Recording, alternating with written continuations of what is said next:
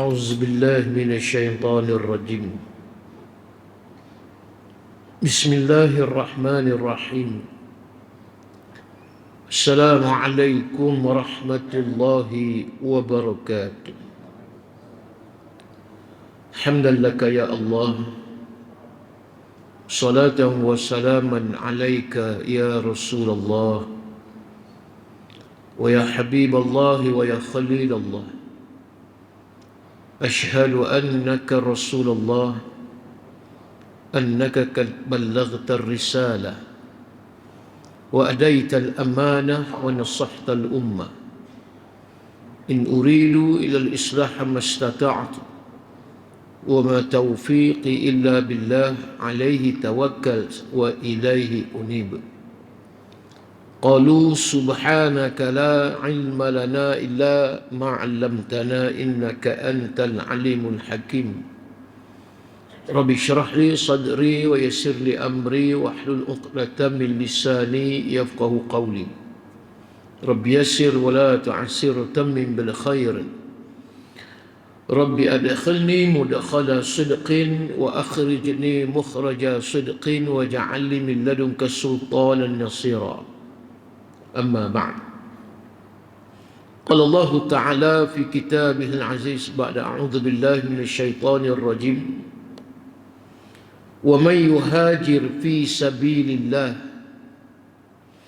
يجد في الأرض مراغما كثيرا وسعة ومن يخرج من بيته مهاجرا إلى الله ورسوله ثم يدركه الموت فقد وقع أجره على الله وكان الله غفورا رحيما.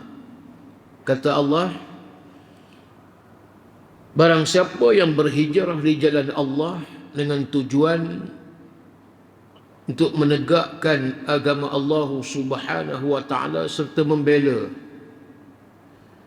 maka Allah menyediakan ruang tempat di atas muka bumi ini seluas-luasnya untuk mereka berhijrah.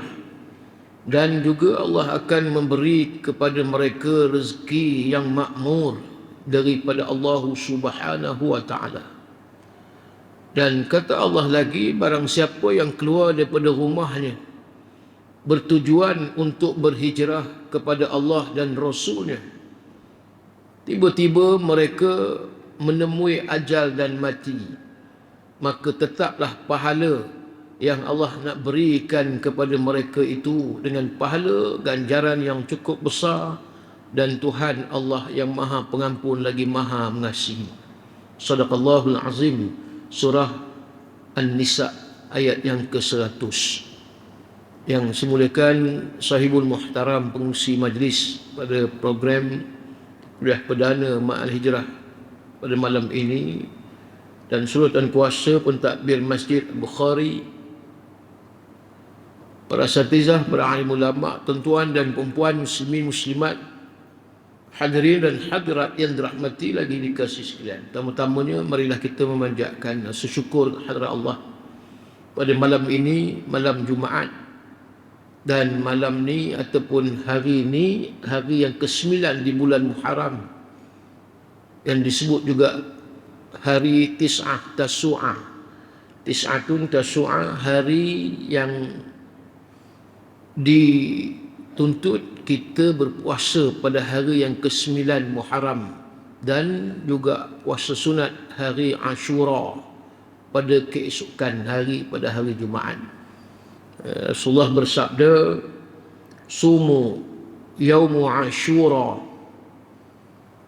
ahtasibu ala Allah ayyukaffiru sana allati qablahu atau kama qala. Hadis sahih riwayat Imam Muslim. Dan kata Nabi, bagi orang yang berpuasa pada hari Yaum Ashura, pada hari 10 Muharram, dan aku mengharapkan agar Allah mengampuni dosa selama setahun sebelumnya. Ini merujuk kepada hari yang ke-10 Muharram, dan juga kata Nabi, mafhum hadis, kiranya aku dipanjangkan umur oleh Allah pada tahun depan, maka aku juga akan berpuasa pada hari Tasu'ah, iaitu pada hari ke-9 Muharram.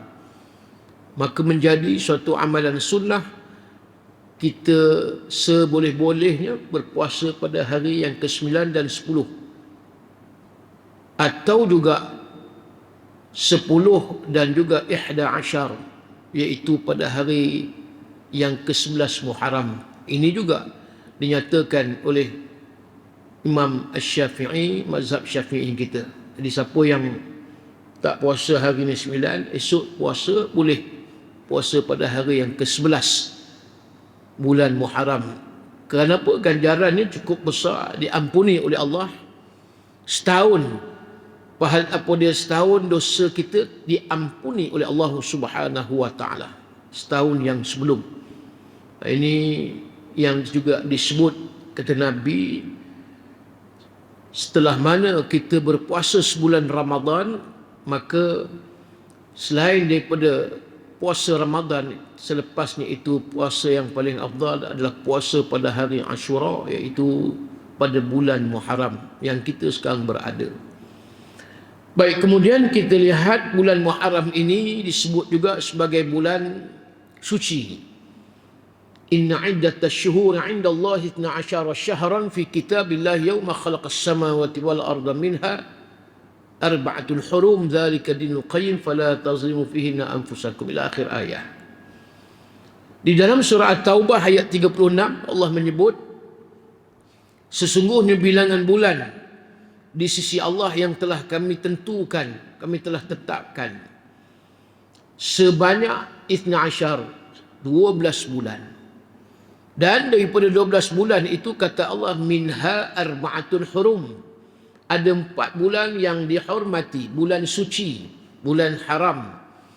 Yang juga kita sebut Masjidil Haram, tanah haram, tanah suci. Maka bulan itu Nabi sebut 4 bulan. Yang pertama bulan Muharram, yang kedua bulan Rajab, yang ketiga bulan Zulqa'dah, yang keempat bulan Zulhijjah. Jadi salah satu 4 bulan itu sedang kita berada, iaitu bulan Muharram. Maka bulan ni bulan yang disebut juga bulan yang dihormati, bulan kemuliaan, yang amat-amat dituntut kepada umat Islam seluruhnya agar kita perbanyakkan amalan salih dan juga meninggalkan sesuatu yang ditegah, dilarang oleh Allah Subhanahu wa taala ataupun syarak. Kerana itu baru kita nampak, baru kita tahu rupanya hijrah ni bukan sekadar kita keluar daripada rumah datang ke Masjid Al-Bukhari ni, contoh. Sebab itu pun dimaksudkan sebagai hijrah, kata ulama. Yang pertama, kata ulama, hijrah itu dengan maksud yakni at-tarku. At-tarku ni meninggalkan. Meninggalkan rumah, kita datang ke masjid. Itu pun istilah hijrah.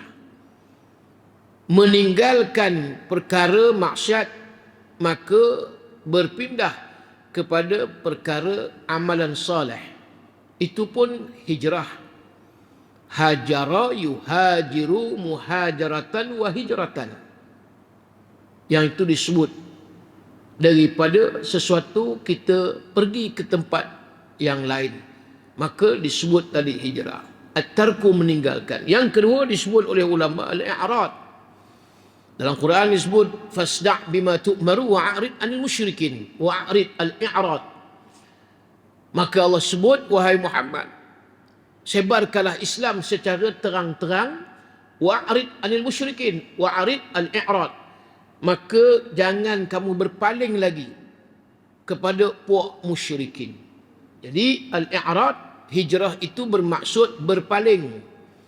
Berpaling daripada sesuatu yang tidak bermanfaat, maka kita berpaling alih kepada sesuatu yang lebih bermanfaat. Itu dimaksudkan al-i'rad pun juga adalah hijrah.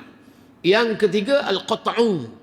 Al-qat'u ni putus, memutuskan, putuskan hubungan diri kita dengan perkara yang disukai oleh iblis dan syaitan. Putuskan dunia yang melalaikan dan mencuaikan. Tinggalkan tadi, putuskan perkara yang boleh menjerumus ke arah perlakuan jahat, maksiat dan keji. Itu al-qat'u. Yang keempat, al-man'u, yakni menahan. Kita menahan nafsu li'ammar tabisu, nafsu yang amarah, nafsu yang tak elok, nafsu yang ganas. Jadi kita menahan daripada diri kita nak melakukan kejahatan, nak berzina, ada keinginan umpamanya, maka tahan. Nak mengumpat, nak memfitnah orang, kita menahan nafsu tu. Sebab nafsu kecenderungan dia, cenderung dia untuk melakukan perkara mungkar. Itulah part di antara maksud yang dikatakan hijrah. Dan Nabi SAW juga pernah ditanya oleh sahabat, ayu hijrati afdal ya Rasulullah. Baik, apakah hijrah yang paling baik untuk kami lakukan ya Rasulullah? Lalu Nabi pun menjawab, hijrah yang paling baik untuk kamu lakukan itu ialah antahjurama kariha rabbuka. Antahjurama kariha rabbuka, maksud dia kamu berhijrah meninggalkan sesuatu yang dibenci, yang dilarang oleh Allah Ta'ala. Itu maksud hijrah yang terbaik, Nabi jawab. Ini perkara yang bukan mudah, bukan senang tuan-tuan. Nak kita tinggalkan, buang perkara-perkara yang dilarang oleh Allah, nak gantikan amalan yang saleh. Rukuk, walaupun ada segelintir ulama menyebut makruh, tapi jumhur sepakat ulama ramai menyebut merokok ni haram. Kalau ambil yang makruh pun sama, elok ditinggalkan. Kalau ambil hukum haram, petah lagi. Kan mudah kita nak meninggalkan suatu perbuatan yang dah bukan baru, berpuluh tahun dengan tabiat merokok ni. Susah kita, mahal pun beli juga, RM18 sekotak, RM20 pun tak ada masalah. Yang penting dapat merokok. Itu. Walhal kita tahu merokok bukan suatu amalan ibadah. Dia tak jadi sebagai pahala. Bismillahirrahmanirrahim, sedut asap rokok. Ada orang merokok Bismillahirrahmanirrahim? Mana ada? Tak ada kita orang Kedah. Merapu. Kalau ada orang yang isap rokok, baca Bismillah, tu tak lama lagi lah tu, meninggal kot. Jadi artinya Nabi kata sesuatu yang kita mulakan dengan basmalah maka ada berkat. Takkan merokok ada berkat ke? Tak ada. Maksud dia kita kena tinggalkan. Itu kalau kita ambil perkara makruh, melewat-lewatkan waktu solat, tak ada sebab, tak ada keuzuran, saja dia tengok pukul 7.40, 7.39 Maghrib Kedah Al-Ustaz. Tengok tak apa, lambat lagi. Pukul 7 tak sembahyang syak ni. 7 suku. Lambat lagi ni. Ada dalam 20 minit lagi. Dia delay waktu dia nak qiyam ataupun dia nak mendirikan solat. Maka ini hukumnya adalah makruh yang dibenci oleh Allah. Di sinilah kita nampak hijrah ini berkait rapat. Apa yang perlu kita hijrahkan? Maka sama ada yang disebut at-tarku ataupun al-i'rad ataupun al-qat'u ataupun al-manu'. 4 yang dimaksudkan tadi. Di mana kita nak letak? Kalau tarku, tarkulah. Kalau kata disebut al-i'rad, apa yang kita nak letak di situ? Sebab itu dimaksudkan tadi, orang yang berhijrah di jalan Allah untuk menegakkan Islam dan membela agama Islam, satu pahala tu dah tentu dah yang Allah sebut dalam dia berusaha untuk berhijrah tadi. Maka kalau mati dia, mati yang Allah telah tuliskan pahalanya, pahala yang cukup besar, pahala di sisi Allah, bukan kecil, pahala besar, sebab dia berusaha untuk meninggalkan sesuatu yang tak elok. Contohlah kita ambil tuan banduan yang ada di penjara, lebih-lebih lagi banduan yang akan dihukum gantung sampai mati, biasa dadah lah, dan juga kesalahan jenayah membunuh, qatil. 302 kanun keseksaan, hukum gantung sampai mati. Tak ada jalan dah, mahkamah dah tetapkan, cuma nunggu proses mahkamah rayuan, akhirnya persekutuan, dan last sekali sama ada mendapat pengampunan agung. Ini disebut, kalau tidak akhirnya hukum tetap dilaksanakan. Tak ada pilihan dah. Dia dah tahu dia nak mati bila. 10 tahun. Biasa proses nak gantung ni bukan sekejap. Amin kumpulan Al-Ma'unah dulu pun lebih kurang 7 tahun tempoh. Lepas satu mahkamah, lepas mahkamah tinggi, mahkamah rayuan, lepas tu mahkamah persekutuan, lepas tu tengok dapat pengampunan agung ataupun tidak. Kalau tidak, maknanya tetap hukum gantung sampai mati. Lama, bertahun-tahun. Dan dalam proses dia bertaubat kepada Allah. Adakah kita nak jadi hakim dulu daripada hakim yang akan memutuskan nanti? Ataupun kita merasai bahawa kita pula menjadi Tuhan, menetapkan bahawa dia ni adalah manusia yang paling jahat dan tak akan diampunkan dosa oleh Allah Ta'ala. Dalam kitab Riyadhus Salihin, Imam Nawawi menceritakan cerita bagaimana seorang yang telah membunuh 99 orang. Dosa dia, dosa membunuh. Dan ada suatu perasaan Allah campakkan hidayah dalam hati dia. Dia ni nak bertaubat dan bertaubatlah. Dia nak pergi satu tempat yang boleh dia berada di situ dalam keadaan tenang dan aman. Maksud dia nak hijrah. Tanya satu orang yang dijumpa, minta pandangan. Sebab itu kita ni, bila kita alim sahaja dengan ilmu tapi tidak beramal, tak jadi. Dan begitu juga orang yang beramal tapi tak ada ilmu pun tak jadi. Ni satu orang ni dia ada ilmu tapi tak beramal.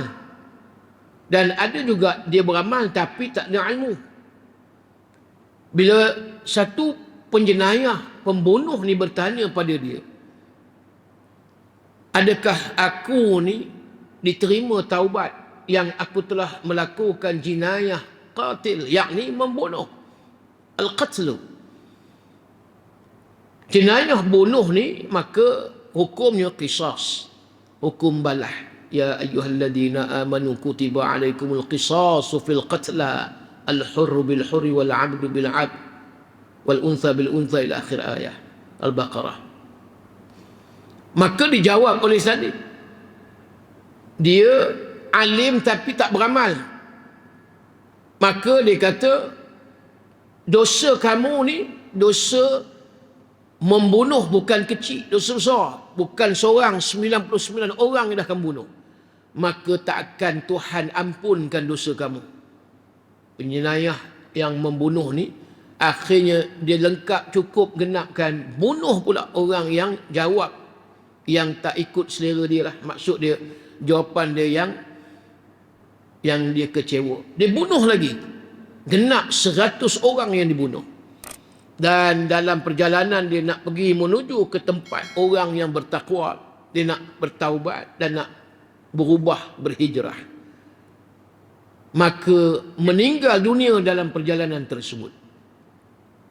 Malaikat maut datang, cabut nyawa dia. Dalam hadis menyebut, illa zira', melainkan tak jauh, lebih kurang sehasta begitu je jarak, nak sampai kepada perkampungan takwa. Maka datang dua pasukan malaikat. Yang pertama malaikat azab, yang kedua malaikat rahmat. Nak ambil jasad, sama ada rahmat ataupun azab ni. Maka Allah hantar malaikat yang lain untuk ukur. Dia mati ni, jarak dia di antara tempat rumah dia ataupun kawasan rumah dia dengan tempat yang dia nak bersama dengan orang yang beriman bertakwa ni, berapa jauh? Akhirnya malaikat ukur dekat dengan tempat kampung taman orang-orang yang beriman dan bertakwa. Lalu Allah memutuskan dia selayaknya diambil jasad rohnya oleh malaikat rahmat, bukan malaikat azab. Ini nak ceritanya peluang Allah beri kepada kita tadi, ya, berada di atas muka bumi tadi, nampak muraghaman katsiran wasa'ah. Allah bentangkan seluasnya di atas muka bumi, di tempat kita nak berhijrah. Dan Allah akan rezekikan kepada kita, tuan-tuan dan puan sekalian, rezeki yang makmur, murah. Itu suatu rezeki, keampunan dosa daripada Allah. Ini juga boleh kita istilahkan sebagai hijrah menuju pengampunan Allah Subhanahu wa taala. Memang kita tak akan lari daripada melakukan perkara zambi, dzunub, perkara dosa. Kita tak boleh nak lari. Satu orang sahabat yang bernama Sa'labah, dia satu ketika jalan keluar dan entah macam mana terpandang satu orang perempuan mandi, ibu sekalian. Ya, zaman dulu, zaman Rasulullah pun lagi, tandas tak ada di rumah, di luar. Kita pun di kampung-kampung tahun 80-an, 90-an, tandas rumah di luar, kan di dalam rumah di luar. Di atas padang pasir zaman Rasulullah tu tandas macam tu je. Bukan hak lah ni, tuan-tuan, duduk dengan dibuat daripada papan kayu, dibuat daripada batu, simen. Zaman dulu buat daripada pelepah tamar. Jadi nampaklah kalau mandi tu, kalau tak pakai apa, memang nampaklah kosong lah. Terus mungkin perempuan ni pakailah kain juga, tapi ternampak bukan saja melihat orang perempuan mandi, satu orang sahabat Nabi Sa'labah. Lalu dia terasa dosa dia cukup besar dilakukan. Ini bezanya zaman Nabi, zaman sahabat, zaman tabi'in, zaman tabi'in.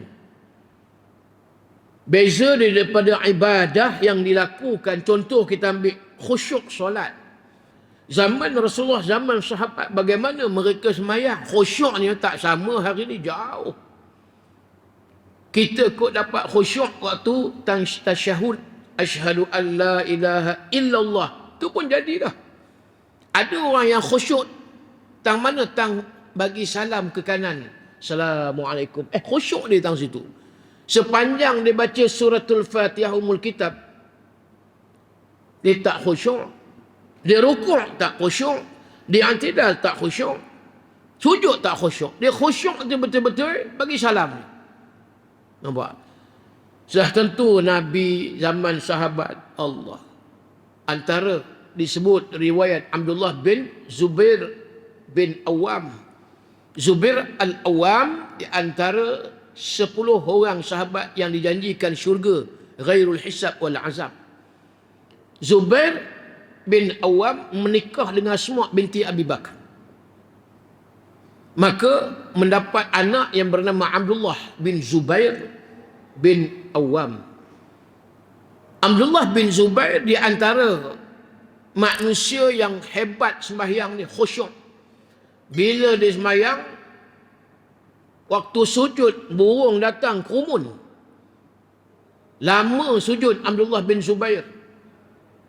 Ini berkat kahwin nikah dengan anak kepada Sayyidina Abu Bakar, Asma, dan Zubair pula adalah sahabat Nabi. Anaknya Masya Allah. Tak bangkit daripada sujud Abdullah bin Zubair, khusyuk sembahyang, lama sujud dia. Maka burung pun tak terbang. Duduk dekat tempat sujud, gitulah burung. Sehinggalah Abdullah bin Zubair riwayat bangun daripada sujud, bau burung tadi terbang. Itu menunjukkan burung pun suka pada orang yang disebut namanya Abdullah bin Zubair. Jadi zaman sahabat, zaman tabi'in, tabi'in, kita dah 1445 tahun Rasulullah meninggalkan kita. Keadaan tak sama hari ini ya, dengan zaman Rasulullah SAW, dengan zaman sahabat. Mereka lain, semayang mereka lain.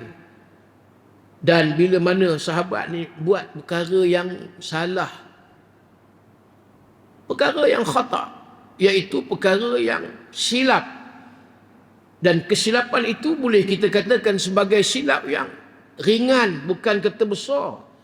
Lagipun tak sengaja tadi Sa'labah mengintai, dia rasa suatu dosa yang cukup berat, macam satu gunung menghempap. Beratnya hati macam tertindih, benda yang berat.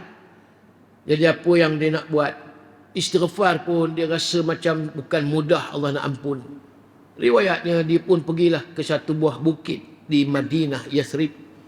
40 hari lamanya dia berada di situ, makan, minum, beribadat, dan diminta ampun kepada Allah. Dia tak nak gangguan. Dia nak betul-betul fokus, tumpu mohon keampunan pada Allah. Allah, hebat sahabat. Lalu Jibril tanya kepada Nabi, kamu perasan tak Rasulullah? Sahabat yang dalam dewan kuliah selalu dalam masjid, lama dah tak ada. Nabi kata perasan, Sa'labah. Baik, minta sahabat lain pergi, panggil dia, turut dia. Dan turunlah Sa'labah tadi, sampai di masjid. Nabi tanya, what happened to you? Gitulah lebih kurang. Apa masalah kau, wahai Sa'labah? Sa'labah cerita, aku ketika itu ternampak wanita mandi, bukan sengaja tak, terpandang. Oh.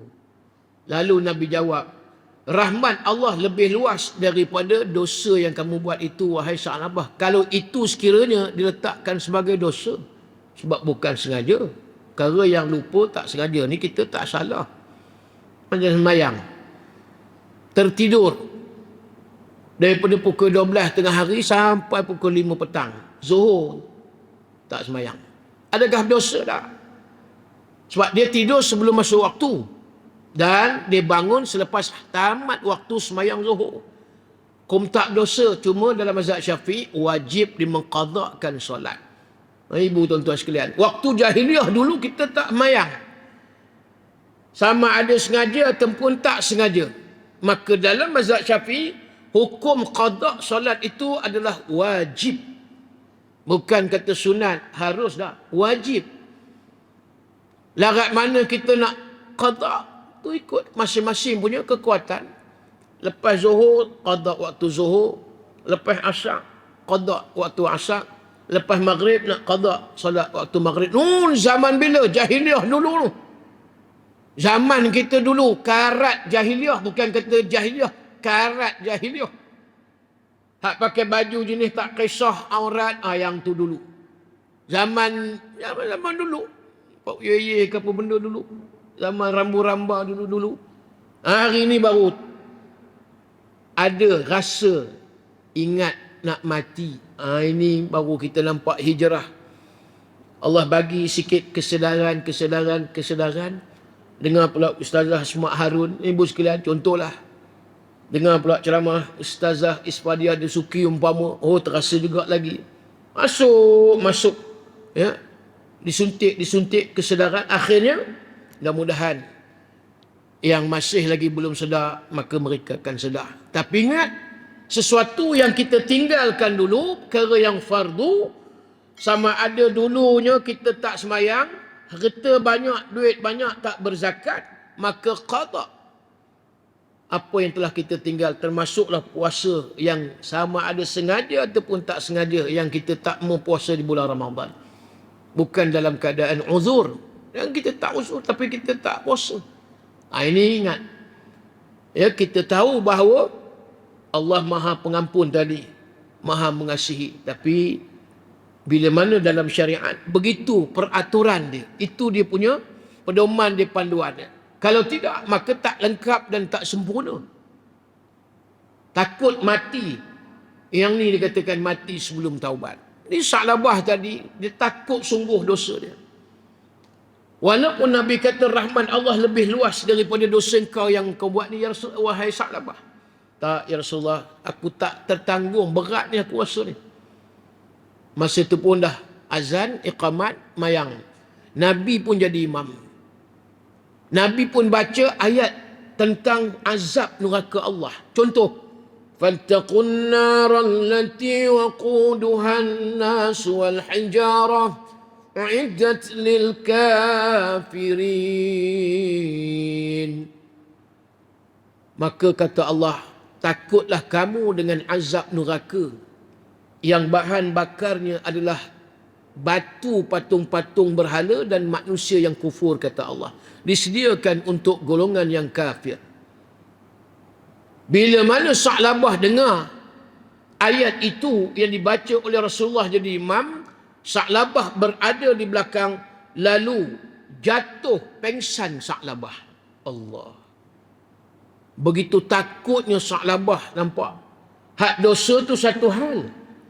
Bila disebut inilah balasannya azab neraka dengan dosa yang dibuat, tak tahan Sa'labah, tuan-tuan dan puan sekalian. Cuba bayangkan kita hari ini.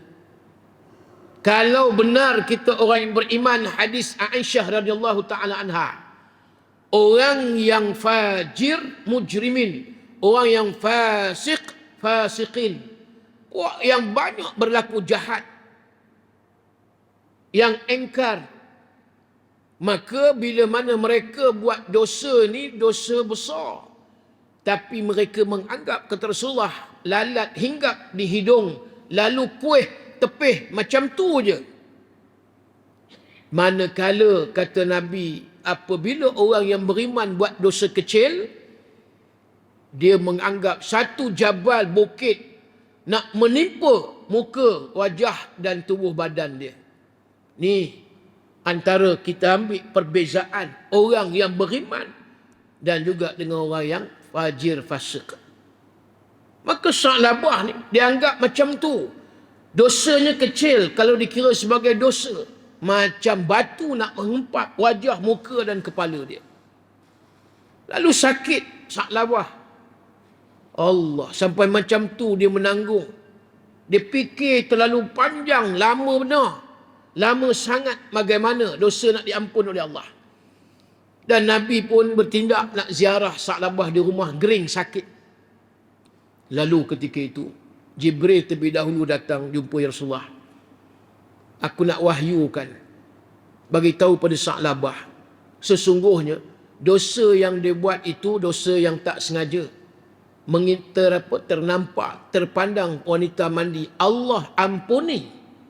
Bukan setakat dosa tu wahai Rasulullah diampuni oleh Allah, segala dosa-dosa dia yang lalu yang dibuat, maka juga Allah ampuni. Allah, rahmat Allah.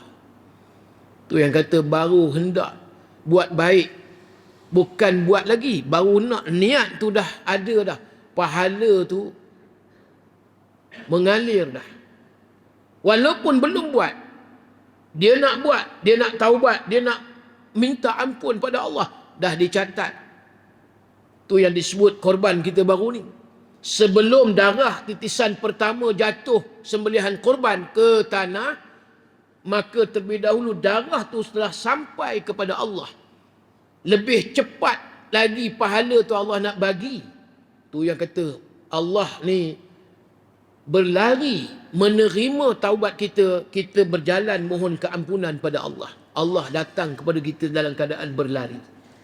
Itulah kiasannya bagaimana Tuhan yang Maha Pengemurah lagi Maha Mengasihani. Bila Nabi sampai ke rumah Sa'labah, mula-mula Nabi minta Sa'labah, kamu mari dekat aku. Letakkan kepala kamu di atas ribu aku, wahai Sa'labah. Masih lagi Sa'labah kata, aku tak layak lah ya Rasulullah, dosa banyak. Tubuh badan aku, jasad aku ni penuh dengan dosa ya Rasulullah. Nabi kata, marilah. Tak layak aku wahai Rasulullah. Nabi kata, aku baru didatangi malaikat Jibril alaihissalam, nyampaikan suatu berita good news. Berita apa itu wahai Rasulullah? Jibril beritahu Allah mengampuni dosa yang kamu buat. Dosa yang kamu ternampak wanita mandi. Kegigihan kamu punya usaha, retiak kamu nun pergi sampai panjat bukit. Minta ampun pada Allah, kamu fokus supaya Allah ampuni segala dosa yang kamu buat. Allah dengar wahai Sa'labah. Allah tahu, Allah maha mendengar dan maha mengetahui. Tak sia-sia hijrah yang dilakukan oleh Sa'labah, hijrah menuju pengampunan Allah. Akhirnya Allah ampuni dosa. Hak Jibril baru mai syak ni bagi tahu pada aku, hang punya dosa ni diampuni. Apa reaksi Sa'labah tuan sekalian? Sa'labah bertakbir, Allahu Akbar. Sa'labah terus takbir. Takbir ni walitukabbirullah, suatu tanda kemenangan. Zayyinu a'yadakum bitakbir. Hiasi hari raya kemenangan dengan takbir. Allahu Akbar. Berteriak Sa'labah. Allah tuan-tuan, tak ada sesuatu yang paling tinggi kenikmatan. Hak bagilah duit kekayaan berbilion pun, tak akan pilih. Tapi kalau diberi pilihan, hang mau duit 1 juta ataupun keampunan dosa daripada Allah, seluruh dosa yang hang buat, maka sudah tentu bagi orang yang mendambakan syurga Allah, mencintai Allah dan Rasul, mengharapkan redha Allah, akan pasti dia akan memilih keampunan Allah lebih daripada dunia, harta, kekayaan, kemewahan, nikmat. Pasti. Tu yang kata Sa'labah ni, dia bertempik, berteriak tu, kemenangan dia. Dan diriwayatkan ketika itu Nabi menyatakan Sa'labah, inna lillahi wa inna ilaihi raji'un. Meninggal dunia Sa'labah selepas dia bertakbir. Seronok dia diampuni dosa oleh Allah, lalu dia meninggal. Dan Nabi menyaksikan malaikat yang berada di langit, di arasy, turun berduyun-duyun dan mengiringi jenazah Sa'labah untuk dikebumikan. Allah tuan-tuan, ini cerita yang kita ambil pengajaran yang cukup banyak, yang terbaik. Ini hijrah yang kita nak cari. Hijrah menuju pengampunan Allah, hijrah nak mengambil ataupun cari redha Allah Subhanahu wa taala. Sebab itu sahabat Nabi yang bernama Suhaib bin Sinan Ar-Rumi, orang yang berhijrah digelar muhajir. Maka mereka tadi daripada kalangan sahabat Nabi, ada yang hijrah dulu sebelum Nabi hijrah dengan Sayyidina Abu Bakar, Sayyidina Osman dan yang lain, Umar, hijrah dulu. Mus'aib bin Umair bin Hashim bin Abdul Manaf bin Abdul Dar, lagi awal hijrah dia dengan Abdullah bin Umi Maktum. 2 orang dulu pergi Yasrib, ajak mereka Quran, ajak mereka tentang Tauhid. Kemudian baru disusuli rombongan kedua. Kemudian yang ketiga Nabi dengan Sayyidina Abu Bakar, dan ada lagi selepas Nabi dengan Sayyidina Abu Bakar, di antara Suhaib bin Sinan Ar-Rumi. Syarat Suhaib, kata puak musyrikin, hang kena tinggalkan segala kekayaan kemewahan yang bina di Mekah daripada perniagaan. Sikit pun Suhaib tak heran, tak peduli tuan. Sanggup dia. Bukan kata 10 rial ke, tinggal boleh bawa sikit ke, 20 rial belanja tengah jalan, tak. 10 sen sekupang pun tak boleh nak bawa. Puak Mekah ni tak benarkan, tak izinkan Allah, zalimnya tuan. Dia kata ujian hijrah bukan mudah. Tinggal semua kekayaan kemewahan. Sanggup sampai di Yathrib, Nabi sambut, Rabihal bay'u ya Suhaib. Rabihal bay'u ya Suhaib. Rabih ni apa dia? Untung. Salim, sejahtera, selamat. Khosir, rugi. Ini rugi. Yang kita nak cari ni rabih. Rabih ni beruntunglah perniagaan yang kamu buat ni wahai Suhaib. Kita tanya balik, beruntung apa benda ya Rasulullah? Sekupang pun aku tak bawa daripada Mekah, dia tak bagi. Selai sepinggang ni. Tak, bukan maksud untung dunia. Perniagaan yang Nabi kata bay'un, perniagaan itu kamu sanggup korban. Maka asbabun nuzul turun surah Al-Baqarah ayat 207. Allah berfirman, wa minan nasi may yashri nafsahu batigha'a mardatillah wallahu raufun bil ibad. Ada di antara manusia, kata Allah, yang sanggup berkorban pada diri dan seluruh apa yang ada semata-mata mardatillah, nak mencari redha Allah. Allah dia tak mampu. Hadirin sekalian, tak mampu. Sebab itu saya kata tadi, beza dia zaman Nabi sahabat dengan kita dah 1400 tahun ni. Takkan ada orang yang mampu buat macam Suhaib bin Sinan Ar-Rumi. Tinggal habis.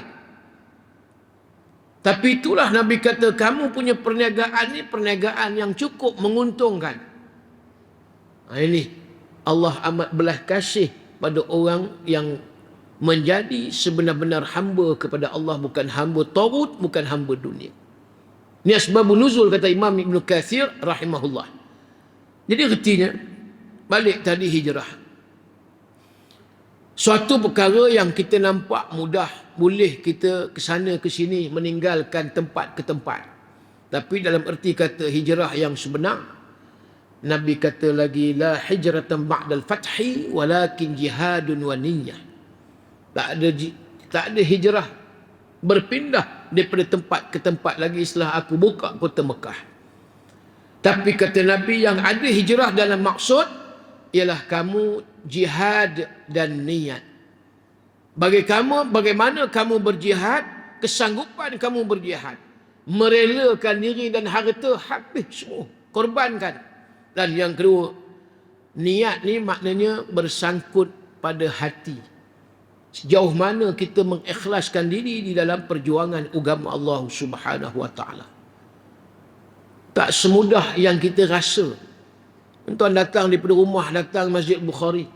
Masjid ni dia tak ada kariah di kiri kanan depan jalan raya. Kawasan ni bukan kawasan perumahan, bukan kawasan kampung, bandar. Tuan yang datang ni hadir, baik datang maghrib isyak nak sembahyang jemaah dan hadir pula untuk berada di dalam majlis ilmu Allah. Kalau ikhlas kita betul-betul lillahi ta'ala, betul dah yang Nabi sebut dalam hadis muttafaqun alaih. Apa kata Nabi? Wa man kanat hijratuhu ila Allah wa rasulih fa hijratuhu ila Allah wa rasulih. Barang siapa yang hijrahnya kerana Allah dan Rasul yang disebutkan tadi, muraghaman katsiran wa sa'ah. Di tempat mana ni? Di atas muka bumi Allah, fil ardi muraghaman katsiran wa sa'ah. Allah akan sediakan rezeki yang makmur, yang luah. Dan Allah nak bagi peluang kepada kita kebaikan yang banyak di atas muka bumi. Tuan keluar daripada rumah tadi, datang ke Masjid Al-Bukhari, tujuan nak semayang jemaah maghrib. Ada pula kuliah perdana maghrib camah mak hijrah umpama. Duduk sekejap, dapat pahala niat i'tikaf. Pahala tu nampak Allah sebutkan tadi, telah ditulis oleh Allah. Kalau mati kita, pahala tu pahala jihad fi sabilillah. Dan ditambah pula dengan niat lillahi ta'ala Allah. Apa kita nak kata? Tak ada sesuatu pun yang rugi. Kerana itulah hijrah ni, kalau kita ambil di atas muka bumi ni, artinya kalau Nabi sampai di Yathrib pada waktu itu, Nabi bina masjid. Hijrah yang paling terbaik adalah kita mulakan kehidupan kita di dalam suasana peribadatannya kepada Allah Subhanahu wa taala. Itu yang kita nampak. Sebab Nabi bina masjid. Nak bina diri kita, nak bina akhlak kita di masjid. Setelah mana kita mempunyai suatu keyakinan kepada Allah, namanya akidah. Kemudian dalam proses kita nak menjadi Muslim yang sejati, menerima apa juga syariat ma syara'a lil muslimin min ahkami dinihim wa dunyahum wa ukhrahum. Segala peraturan pensyariatan termasuk perkara ketaatan, solat, puasa, zakat, haji, belajar Al-Quran, mengaji, jadi satu orang yang berilmu, semua untuk pentadbiran agama dunia dan juga akhirat kamu. Jadi artinya masjid. Kalau bukan hijrahnya kita bermula di masjid, kita takut. Bukan daripada golongan yang hijrahnya kepada Allah dan Rasul. Sebab Nabi sambung dalam hadis itu, wa man kanat hijratuhu lidunya yusibuha aw imraati yankihuha fa hijratu ila ma hajara ilai. Kalau dia hijrah ni kerana dunia yang dia berhajat dan wanita yang ingin dikahwini, maka hijrah itu dapatlah apa yang dia niat. Yang ni kita takut. Tahun depan sama juga, tak berubah, hijrahnya tidak berlaku.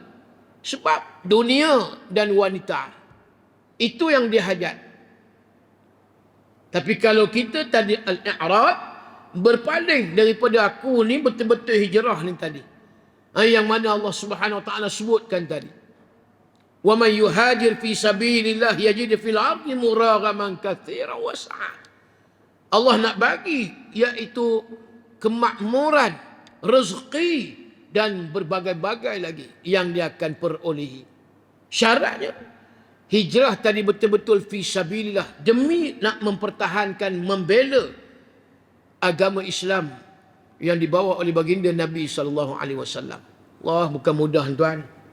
Kita duduk di akhir zaman ni, kita tahulah lagu mana. Yang kita ada anak dengan cara anak, yang kita ada isteri dengan cara isteri, yang isteri pula ada suami dengan cara suami. Cara hidup, pembawaan ketua keluarga di dalam sebuah keluarga, menuju syurga ataupun sebaliknya. Ini yang kita takut. Sebab kita hari ini sudah berada pada alam yang ketiga, iaitu alam dunia. Alam pertama, alam roh. Kekal tak? Tak kekal. Alastu bi rabbikum qalu bala syahidna. Waktu itu di alam roh mengaku Tuhan Allah. Kemudian pindah pula daripada alam roh, arwah, kemudian kita masuk pula dalam perut ibu. Alam rahim, alam kandungan. Kekal ke dalam kandungan ibu? Tak. 9 bulan lebih kurang. Keluar pula. Berpindah alam ketiga, alam dunia. Kekal tak? Dah. Menteri Datuk Seri Salahuddin Ayub meninggal di hospital Sultanah Bahiyah kat sini, Lustra. Mana nak sangka makan durian sebelum berlakunya kejadian pendarahan otak. Bukan kata sebulan ward masuk ward, sakit itu sakit ini, tak. Hari Jumaat terasa mual muntah, kemudian segera masuk buat pembedahan sebab pendarahan otak. Hari Ahad, Jumaat masuk, hari Ahad meninggal. 2 hari. Begitu cepat. Begitu cepat. Ini disebut mautul faja'ah. Mautul faja'ah ni dikatakan mati mengejut. Dan mereka itu kalau beriman, kata Nabi, rahatalil mu'min, mati mengejut itu mereka matinya direhatkan oleh Allah, maka mereka berehat. Tapi syarat dia beriman. Mautul faja'ah. Tak kira lah mati lemah, mati terbakar, mati aksiden kemalangan, mati tadi baru masuk ward, sehari 2 hari, lepas itu tak sedar, meninggal dia. Itu mautul faja'ah. Yang ni mati ngejut. Bagi orang kafir, suatu penyesalan, mereka tak nak mati ngejut ni.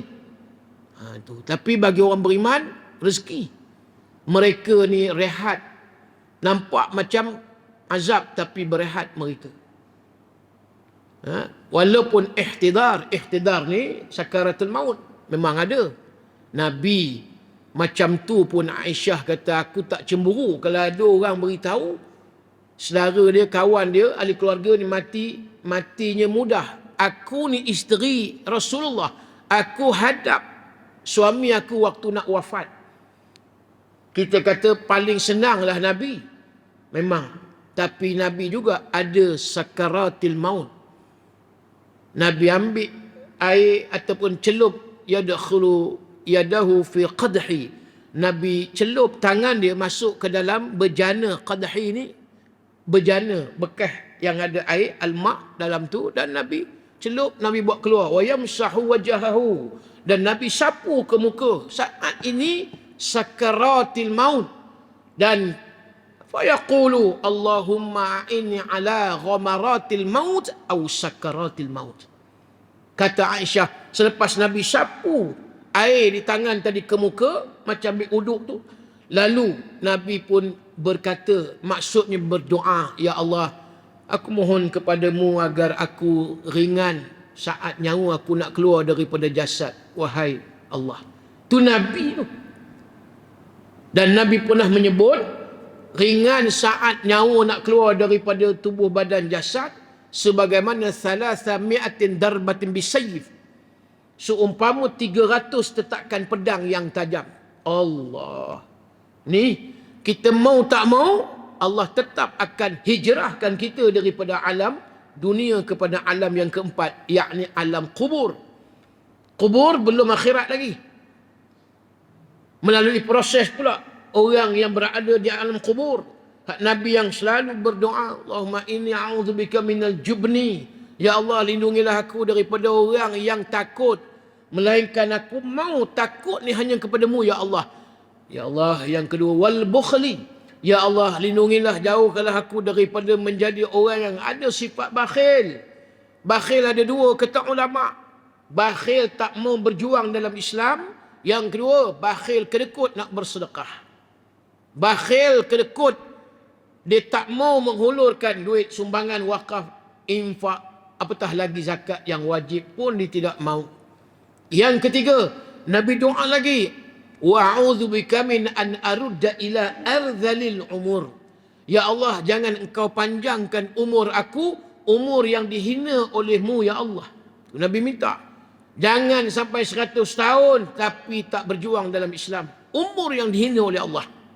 Dan yang akhir sekali, Nabi kata, wa'udzubika min fitnati dunya wa'udzubika min fitnatil qabr. Lindungilah aku, ya Allah, daripada ujian fitnah dunia dan juga ujian fitnah kubur. Bila Nabi kata fitnatil qabri, bermaksud ujian soalan munkar dan nakir. Ni belum lagi alam yang terakhir, alam akhirat. Disebut sebagai gerbang, pintu gerbang nak masuk ke akhirat. Al-qabrahu awwala manazilil akhirah. Kubur adalah rumah awal negeri akhirat. Jadi belum lagi kita masuk ke alam yang kelima terakhir, alam akhirat. Maka hijrah tadi daripada satu keadaan kita tak kekal. Yang kekal fil akhirah. Sama ada syurga mahupun yang keduanya neraka. Ini fikir-fikirkan. Dan kita kena muhasabah, tuan dan puan sekalian, untuk diri saya. Sebagaimana hijrah yang terbaik tadi, boleh hari-hari, boleh hari-hari yang disebut tadi, antah jurama kariha rabbuka. Tinggalkan apa yang dilarang, dibenci oleh Allah Ta'ala. Ini hijrah yang paling utama. Mudah-mudahan hijrah kita diterima oleh Allah dan dikira sebagai hijrah untuk mencari redha Allah Subhanahu wa taala, illa btigha wajhi rabbihil a'la. Hidup ni tak ada apa. Hang duit banyak, hang kaya, hang ada pengaruh, disukai oleh orang dan seumpama dengannya bukan ukuran. Yang penting adalah hidup ni Allah redha. Kalau hang ramai pengaruh, orang ramai suka hang tapi dalam keadaan batil, hang buat jahat pun mereka suka, hang terima dia rasuah pun mereka suka, hang mencuri merompak harta negara pun orang suka, yang tu bukan termasuk kategori Allah redha. Tapi Allah redha walaupun hang ni rumah yang cukup daif, hati mulia. Walaupun orang tak ramai kenal hang, tapi seluruh makhluk yang berada di langit, di arash, mengenali satu orang hamba Allah ni. Yang ni yang Allah. Yang ni yang kita mau. Biar makhluk di bumi ni tak kenal. Nun makhluk yang ada di langit, di arash. Duk pakat semua kenal. Puasa tak pernah tinggal Senin Khamis. Puasa Nabi Daud lagi selang sehari, sebulan 15 hari. Allah. Ni kita tanya bagus. Ustaz, saya nak puasa Nabi Daud lah. Boleh selang sehari. Tapi boleh tak semayang pun saya nak buat macam Nabi? Macam tu tak boleh. Semayang nak buat selang sehari. Hari ni semayang, esok tak semayang. Tu tak boleh. Tu tuan-tuan contohlah. Dia mesti kalau puasa macam tu, teruskanlah semayang. Yang ni orang tak tahu tapi dia buat. Dia mengaji tiap-tiap hari ni. Allah. Dia pulun sungguh. 3 hari khatam Quran. 3 hari khatam Quran. Saya mengajak di pondok Ustaz Datuk Kazim di Ipoh. Ada satu muslimat ibu sekalian. Dia susun elok. Satu hari dia boleh habis 1 juzuk. Sorry, bukan 1 juzuk. Satu hari dia boleh khatam 10 juzuk. Dia susun 5 waktu solat. Sebelum subuh dia habis mengaji 1 juzuk. Selepas subuh dia mengaji 1 juzuk habis selesai. Saat lagi dia mari lohak pula. 1 juzuk sebelum lohak. Kemudian 1 juzuk lagi lepas lohak. Asyak begitu. Sebelum asyak dia habis 1 juzuk. Lepas asyak lagi dia habis pula 1 juzuk. Maghrib sama, asyak sama. 5 waktu dia boleh habis 1 hari 10 juzuk ibu sekalian. 2 hari 20 juzuk. 3 hari 30 juzuk. Khalas. Allah. Umur lebih kurang dalam 60 lebih gitu. Orang tak tahu. Tapi nampak. Allah makhluk di langit. Kenal. Hak ni yang kita cari ni. Yang kita nak cari di penghujung usia. Tak ada lah. Hak lain dunia ni dah jenuh. Kita boleh rasa lah lagu mana. Hak kita dah kerja dah dulu sampai pencen umur 60. Allah jenuh dah. Aku kerja. Duit dah rasa dah. Berjalan sana sini pergi Mekah haji umrah. Makan pernah cerita macam-macam. Setakat Caketiau Sungai Dua, tak ada benda lah kita kata. Kan? Dia mari pula di Kedah ni apa dia? Kari. Tak ada apa, gulai kari. Pek ngah lagi. Dengan ikan temenung, aku dah temenung sangat lah. Jenis makan apa yang dia tak makan? Segala-gala dah. Apa lagi kita mau tuan? Pikir balik. Rumah jenuh dah. Tak larat duduk di rumah. Aku nak duduk masjid. Tu yang ramai hari ni, ibu bapa. Dia duduk di pondok-pondok. Saya mengajak di Slim River. Pondok Ustaz Termizi. Abdul Rahman. Dia buat pondok luas. Berapa buah rumah. Lebih daripada 20 kat 30 rumah. Semua dah ada orang booking lah. Orang beli. Berapa ribu. Satu buah rumah dalam 50 ribu kot. Hak yang duduk situ semua nak mengaji. Dia pun tak mau duduk rumah. Dia pun nak duduk situ sebab dekat dengan tempat mengaji. Penginapan dia pun tu. Terus dia pun boleh mengaji. Tiap-tiap hari. Sebab mungkin cemuih kot. Dia pun tak mau dah. Segala-gala dia pun pernah rasa dah. Semua dah. Aku nak beribadat. Nak habiskan sisa usia. Ini pun ada. Jadi begitulah. Kita ni masih muda lagi. Tak juga. Saya pun 49 tahun. Tahun depan dah 50. Dekat dah. Kawan-kawan pun ramai dah meninggal dunia mati. Mati muda. Yang sebaya saya. Ustaz-ustaz meninggal. Covid yang baru ni. Berapa orang mati. Ini giliran kita tak tahu tuan-tuan. Allah akan hijrahkan kita buat selama-lamanya. Tinggal habis dunia. Nak kenal orang kenang nama, apa jasa dia, apa kebaikan dia. Itu je. Peluang kita nak beramal tak ada lah. Habis lah. Hak yang hidup pun tak tahu di mana tempat yang dia duduk ni. Alam barzakh ni. Jauh ke tak? Ba'id qarib. Wallahu alam. Allah yang tahu. Kubur memang ada kubur. hak kita pergi kubur tu. Tapi hakikat yang sebenar, di mana roh kita ditempatkan. Wallahu alam. Doa je lah.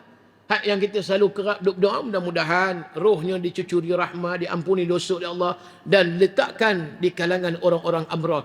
Diletakkan di kalangan orang abrar di mana? Wallahu alam, kita tak tahu. Hak benda kita tak nampak. Azab kubur yang bagaimana disebut. Dengar macam ni, mafatakhtalafu adla'uh, bersilang ni macam tulang rusuk ni, ditemukan jaufun ba'di, 5 jari tangan kanan ni masuk celah 5 jari tangan kiri, dihimpit sehimpit-himpit.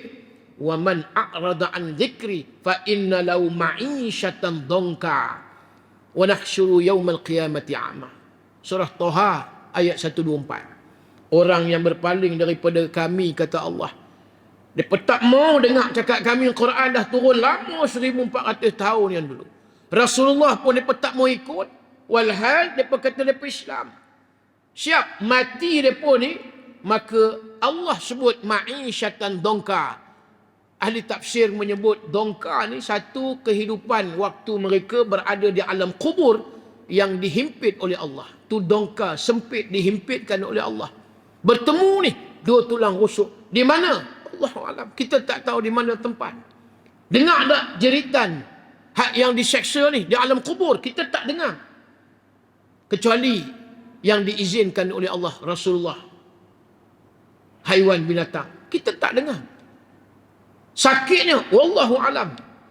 Kita duk baca-baca yang dalam hadis gini sebut dalam kitab tentang kematian, ziarah barzakh, begini keadaan orang diazab. Hak yang kencing basuh tak elok, hak tu pun dah kena azab teruk. Sampai Nabi terhenti dengan Sayyidina Abu Bakar.